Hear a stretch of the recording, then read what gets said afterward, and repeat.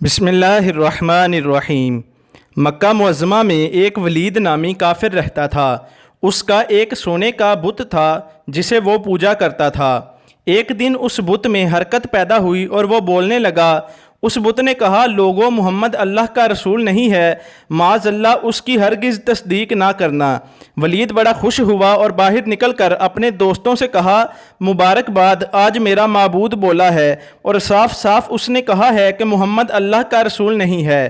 یہ سن کر لوگ اس کے گھر آئے تو دیکھا کہ واقعی بت یہ جملے دہرا رہا ہے، اور وہ لوگ بھی بہت خوش ہوئے۔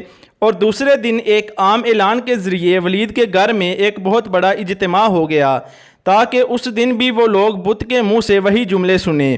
جب بڑا اجتماع ہو گیا تو ان لوگوں نے حضور صلی اللہ تعالیٰ علیہ وآلہ وسلم کو بھی دعوت دی تاکہ حضور خود بھی تشریف لا کر بت کے منہ سے وہی بکواس سن جائیں۔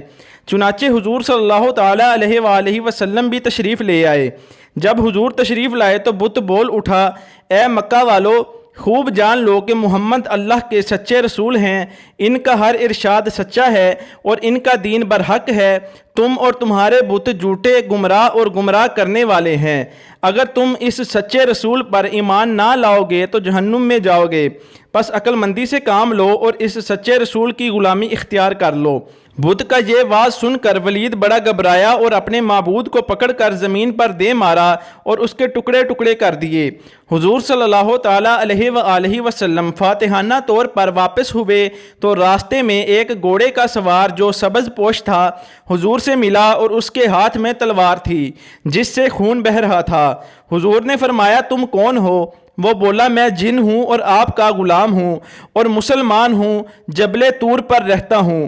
میرا نام مہین ہے۔ میں کچھ دنوں کے لیے کہیں باہر گیا ہوا تھا۔ آج گھر واپس آیا تو میرے گھر والے رو رہے تھے۔ میں نے وجہ دریافت کی تو معلوم ہوا کہ ایک کافر جن جس کا نام مسفر تھا وہ مکہ میں آ کر ولید کے بت میں گھس کر حضور صلی اللہ تعالیٰ علیہ وآلہ وسلم کے خلاف بکواس کر گیا ہے، اور آج پھر گیا ہے تاکہ پھر بت میں گھس کر آپ کے متعلق بکواس کرے۔ یا رسول اللہ، مجھے سخت غصہ آیا، میں تلوار لے کر اس کے پیچھے دوڑا اور اسے راستے ہی میں قتل کر دیا، اور پھر میں خود ولید کے بت کے اندر گھس گیا، اور آج جس قدر تقریر کی ہے میں نے ہی کی ہے یا رسول اللہ۔ حضور صلی اللہ تعالیٰ علیہ وآلہ وسلم نے یہ قصہ سنا تو آپ نے بڑی مسرت کا اظہار کیا اور اس اپنے غلام جن کے لیے دعا فرمائی۔ وما علینا الا البلاغ المبین۔